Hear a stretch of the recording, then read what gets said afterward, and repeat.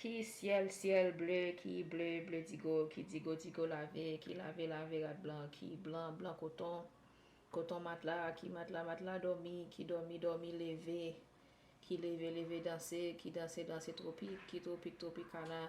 I think I'm gonna add like a low like saxophone here. For Haitian Flag Day this year, I decided to theme my nails around this popular Haitian song called Pegelito by Black Mayco. It's the kind of song that is so catchy that wherever you are, if you're Haitian and you know the song and you know the lyrics, you're gonna start doing a little bounce and sing along. I can't layer the actual song onto my video without certain approvals, but I did link it in my caption. And if you listen to it, you'll get exactly what I'm talking about. What he's doing with the lyrics is using the last word or part of the last word in each line to cue the first word of the next line. The lyrics are also very witty and fun, and there's a lot of cultural significance. Translating the lyrics directly into English would be complicated because the meaning would change, the rhymes wouldn't land the way they do in Creole, and the emotional essence would kind of get lost. But I can still explain my approach to designing these nails and how I drew the inspiration. The nails are essentially a visual thread inspired by the wordplay in the lyrics. I'm taking the last word in each line and representing it on a nail in a literal abstract and or simplified way. The actual terms that I reference for the nail designs are sky, blue digo. Digo is this dissolvable detergent ball that people use to wash clothes in Haiti. The word wash, washing white clothes, cotton from a mattress, sleep, dance, tropicana, which I'll explain further a little bit later, the word duck, sugarcane in Haiti. Like I mentioned, translating changes a lot, but I at least wanted to clarify the actual terms I was working off of. When he says the word sky, I depicted an actual sky. When he talks about sleep, I have the Z's to capture that idea. When he says Topicana, he's talking about this legendary Haitian orchestra known for their profound history and the way their sound celebrates unique Haitian rhythms, social life, dance culture, and community. That's represented on the nail with the people dancing and the nail with the music notes and the saxophone. Per usual, in this video, you get to see my process in designing these and the emotional roller coaster of actually making them. On that note though, in case you haven't seen the video of last year's nails, you should totally check that out. But without further ado, let's get into this year's nails.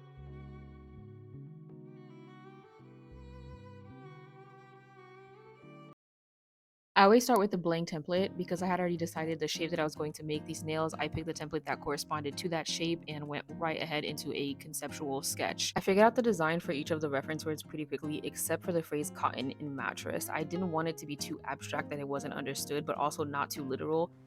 How do you make the phrase coton matelas conceptual and not make it too conceptual? Unless I do like a three-dimensional thing on this that kind of looks like a mattress.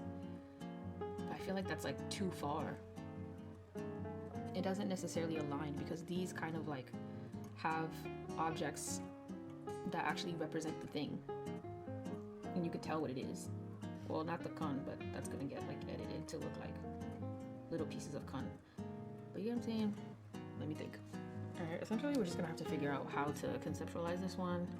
These are supposed to be like little pillows, and I was trying to add texture, but obviously my pen tip is too large right now, so we're gonna figure that out. But I think we're there. Qui ciel, ciel bleu, qui bleu, bleu digo, qui digo, digo lavé, qui lavé, lavé, gal blanc, qui blanc, blanc coton, qui coton, coton matelas, qui matelas, matelas dormi, qui dormi, dormi levé, levé danser, danser tropique, tropicana, cana, cana nan l'eau, qui l'eau, l'eau, can, qui can, can, okay. I'm gonna save this version, which is the very conceptual version, but now I need to actually add the colors because all of these need backgrounds and I still want it to come together. I want the background colors to complement each other, but I'm not necessarily going to be doing a lot of background painting like I did last year. I kind of want to do either flat colors or like a gradient of like two colors as backgrounds, which I have to figure out now so that I can prep. So let's save this.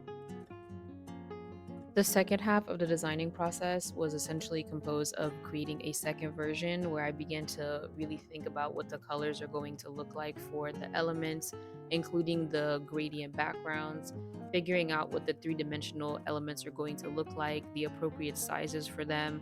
Sometimes in this phase where I might have maybe initially thought about adding more elements to certain designs, they get simplified in this phase when I start to actually think about how I'm going to build them in the appropriate size, the materials that I'm going to use, the tools that I'm going to need. So this is really the phase where I really kind of dive in and think about realistically what is this going to look like and what am I going to need to build it. So this is kind of the phase essentially where things get really, really real, which is really good because then I get to wrap my head around what I'm actually trying to execute in order to create a plan for executing it well. For example, for the nail where I was referencing the word duck, so looking at that top conceptual sketch, the bottom row and the middle nail, you'll see that I initially had multiple ducks on that nail. What I was actually thinking about doing was painting multiple ducks on water, but in the second sketch I changed that to doing one duck, and what I decided to do was something that would be partially three-dimensional, and then I would add an effect maybe with like a clear top coat to make it look like that duck is underwater. So in this phase, I'm thinking about efficiency, I'm thinking about how I'm going to use my materials, how I can create different effects, all of the colors, all of the dimensions and proportions, and how all of those things are going to need to come together to keep the initial design intent.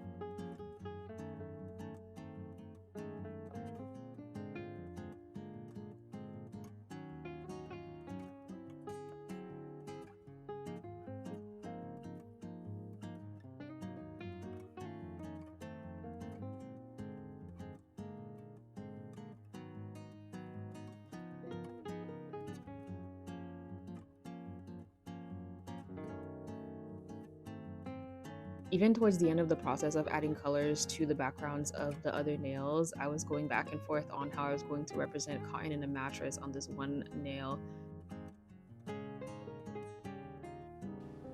Qui ciel, ciel bleu, qui bleu, bleu tigo, qui tigo, tigo lavé, qui lavé, lavé, rat blanc, qui blanc, blanc coton, coton matelas, qui matelas, matelas dormi, qui dormi, dormi levé, qui levé, levé dansé, qui dansé, dansé tropique, qui tropique, tropicana, qui tropique, tropicana, qui cana, cana nantlo, qui dlo, dlo, can, qui can, canite. There's a shirt, there's something washing in here, which will come together when I do this. And this is supposed to be a gradient, so we get that. That's supposed to be a gradient. Like, that's the idea behind these, that there will be like some sort of a gradient, including this one. I think I'm just gonna have to make it abstract. Yeah, I'm just thinking about the ice cream cone that I made last year and how I added the texture to that. Eventually, I decided that I was going to draw on past designs and try to create something that either looks like a mattress or evokes softness or looks like something that you could potentially sleep on. But either way, it would need to come together as I'm creating the three-dimensional pieces for the other nails, and that happens sometimes. Sometimes you have to go at it and eventually you land somewhere beautiful or somewhere that totally surprises you. So we have our design. We went from concept, right? Loose concept development is what that is. You feel me? What's going on, man? What's going on? I absolutely love this. Like, I'm excited. I'm excited for these babies. Let's get to work. So once I picked out my nails, I sanded the top to remove some of the shine and add some texture, which will help the nail or gel polish that I'll be using later on adhere to the nail a little bit better. Then I sanded the sides to make them a little bit pointier to mimic the almond shape that I was going for. And then I sanded the cuticle edge of each of those nails to make them a little bit thinner so they can be more flush with my cuticles once I install them. Lastly, I sanded the underside of each of those nails, which helps them stick to the glue dots on the nail stands a little bit better. And then this will also help later on for the install process, which I'll do like a light pass again before I install, but I do it here just so they can stick to the stand a little bit better. Once I got the excess dust off of the nails, I went straight into laying down the colors. Last year, I did more elaborate backgrounds, but this year I went with flat colors for the most part and some gradient backgrounds. I ended up mixing some colors, using some colors for the first time. That red, that was the first time I was using that, and I actually loved it so much that I want to create another nail set sometime soon using it again because it was so beautiful.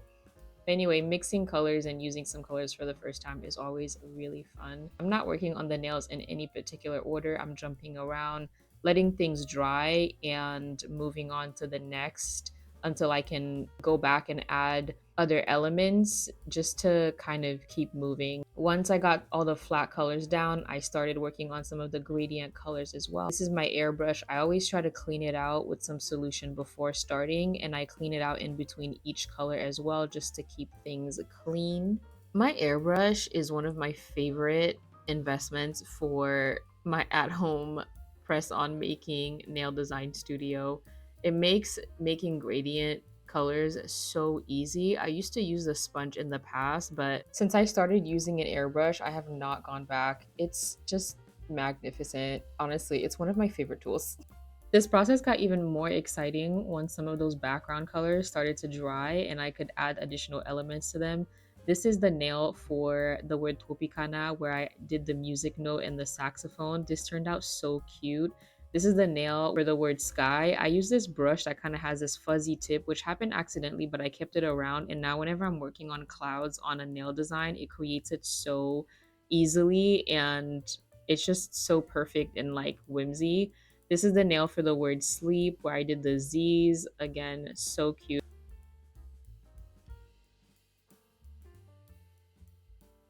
So continuing to jump around between nails, here I'm creating the gradient for the term wash and washing white clothes with that darker brown at the bottom. And then I started working on some of the 3D pieces. Here I'm working on the pieces for the floating Haitian flag. This is my first set of clay from Sissy Clay, and they have not disappointed so far. The only thing is that where you screw the top to the bottom part, it kind of broke for all of them, but you can still snap the upper half and the bottom half together and it still seals the clay back. But other than that, I've been able to create some beautiful things with this clay and I'm very much satisfied. But if anyone out there knows any other clay brands that I could potentially try and just kind of test out, definitely let me know. With creating more elaborate nails over the past couple years, I've really loved using clay and I'd love to know what else is out there that's great quality that other artists are enjoying. But that's our mini saxophone. She's so cute.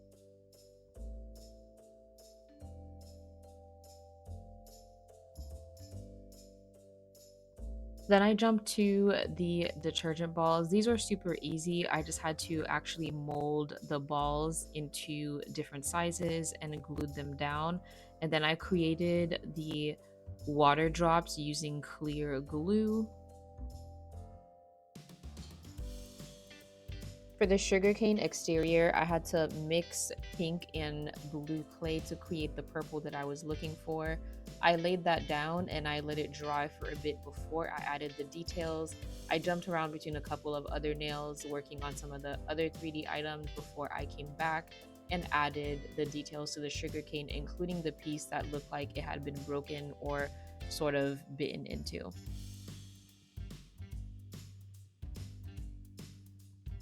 Then I jumped to one of the coolest nails in this entire nail set to me, which is the nail where he refers to a duck underwater. And I was trying to create the effect of a duck actually being underwater on my nail. In case you guys were wondering, a lot of times in my process of creating things, I'm asking myself, like, how did we even get here? And then I remember, for the love of the game, for the love of creativity and pushing myself to accomplish things that I don't think I'm going to be able to accomplish until I do. This duck high-key reminded me of a duck I actually had in Haiti. His name was Gamaje, which means like, I don't actually know what that translates into in English. Like I paused for a second to let it come to me, but I don't really know what the term would be, but low-key this duck looked like a duck that I had in real life, which was insane. I really had fun with this one. So what I ended up doing is kind of using the nail itself to set the dimension for how I would make this look like it's a duck underwater. So the head technically is above water and the rest of its body, which is anything that is flat on the actual nail, is considered underwater in this scenario. So I'm loosely drawing out the wings and the feathers so that they can look blurry for the underwater effect. Because of all the layers, I had to let this dry for a bit before I add anything else, so I jumped around between a couple of other nails and then we went back. I decided to leave the head of the duck matte and cover everything else in clear top coat so that it can help differentiate between what's above water and beneath water. And while we were at that, some of the other nails had dried down, so I did the clear top coat for those as well. And then I went back and added some thin circular lines around the head of the duck to create the effect of motion in the water. Then it was time to turn our attention to the nail that is referencing the term washing and washing white clothes. So I did a little t-shirt that's hanging on a line as if it's drying, and then a little bin with something also being washed in there with some clear dots to represent bubbles and spilling water. Then I started working on the nail, the nail that I struggled to design. What I ended up doing is doing one three-dimensional piece that kind of mimics a mattress, and then another little piece to represent a pillow, which I actually think came out really cute. This ended up being one of my favorite nails actually. For the Haitian flag, I at first added a flag on a post, and then I didn't really like what that looked like, so I decided to turn it into a flag that's essentially waving in the wind. The last nail was the nail referencing the word dance, and for that I literally created a discoteca because that's what I was feeling like.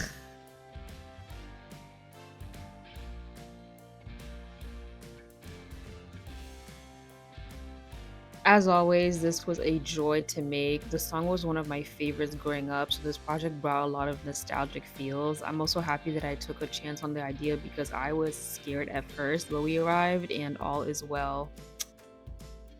You know, I keep making these and I keep asking myself, like, how am I going to top this next year? And then whether the idea comes along early on or it drops on me last minute, we obviously figure it out. I hope you enjoyed the video, and I'll see you next year for something else. We'll see what it is. Also, if you haven't seen the video with the song overlaid on TikTok or Instagram, you should totally go check that out. I'll link it in the bio as well. So cute. Anyway, bye.